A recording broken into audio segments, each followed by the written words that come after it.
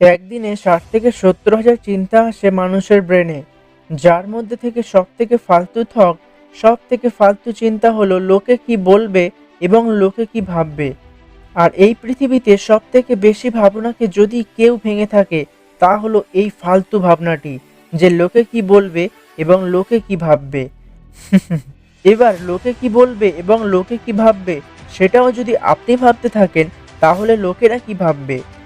লোকেরা যখন আপনার সুনাম করে তখন আপনি আনন্দ পান, এবং লোকেরা যখন আপনার দুর্নাম করে তখন আপনি দুঃখী হয়ে যান। এরকম চলবে না।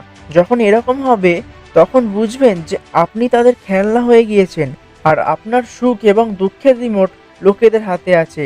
লাইফ যখন আপনার, তো এর রিমোট আপনি লোকেদের হাতে কোনোদিনই দেবেন না। নয়তো আপনার লাইফের সুখ দেওয়ার চ্যানেল কম চলবে এবং দুঃখ দেওয়ার চ্যানেল বেশি চলতে থাকবে।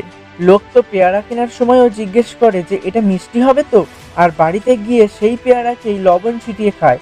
এই জন্যেই লোক কি ভাববে এই ধরনের চিন্তা ভাবনাকে নিজের মস্তিষ্ক থেকে ক্লিয়ার করে দিন, যাতে লোককে বোঝানোর জন্য আপনার সময় এবং শান্তি নষ্ট না হয়। ভাবতে দিন এই লোকেদেরকে, কি বলছে বলতে দিন তাদেরকে, গসিপ করতে দিন আপনার ব্যাপারে তাদেরকে, কারণ আপনার ব্যাখ্যা তাদের মাইন্ডসেটকে বদলাতে পারবে না।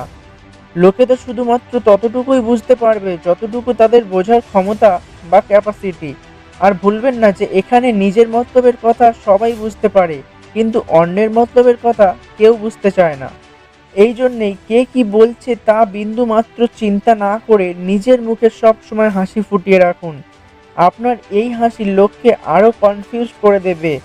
যে আবেগের মূল্য নেই লোকেদের কাছে, সেই আবেগকে ফালতু লোকেদের জন্য নষ্ট না করে কোনো প্রিয় ব্যক্তির জন্য সঞ্চয় করে রাখুন।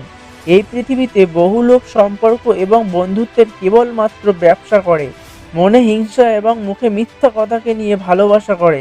যখন মতলব তাদের, তখন রাখে আপনার সাথে মতলব, এবং যখন আপনার মতলব থাকে তখন হয়ে যায় তারা মতলবী। এই কঠিন সত্যকে এই মুহূর্ত থেকেই অ্যাকসেপ্ট করে নিন, কারণ অনেক সময় লোকেরা সময় থাকতে বুঝতে পারে না, আর যখন বুঝতে পারে তখন আর সময় থাকে না।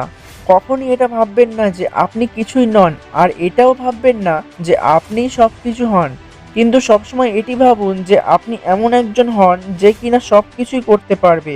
হারকে দেখে ভয় পাবেন না, আর জিতকে দেখে উৎফুল্ল হবেন না, কারণ না তো হার জরুরি আর না তো জেতা জরুরি। কারণ জীবন তো হলো একটি খেলা বন্ধু, একে খেলা জরুরি। আর এই খেলায় প্রতিটি প্লেয়ার হাজার হাজার স্বপ্ন দেখে, কিন্তু শুধু স্বপ্ন দেখলেই তো তা সত্য হয় না, কর্মের দড়িকেও টানতে হয়।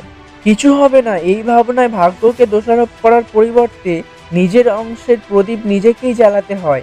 বন্ধু, সময় অনেক মূল্যবান, তাই ফালতু ভাবনা ভেবে একে নষ্ট করা যাবে না।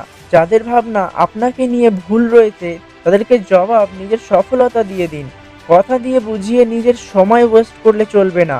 এবং ফাইনালি নিজেকে যদি শক্তিশালী করে তুলতে চান, তাহলে একলা কিভাবে চলতে হয় তা শিখে নিন। লোকেরা আপনার সাথে কিভাবে আচরণ করে তা তাদের কর্ম, এবং আপনি কিভাবে তার প্রতিক্রিয়া জানালেন তা আপনার কর্ম। ভিডিওটি ভালো লেগে থাকলে একটি লাইক এবং শেয়ার অবশ্যই করবেন। আপনাদের সঙ্গে আবারও দেখা হবে নেক্সট ভিডিওতে। ভালো থেকো এবং সুস্থ থেকো।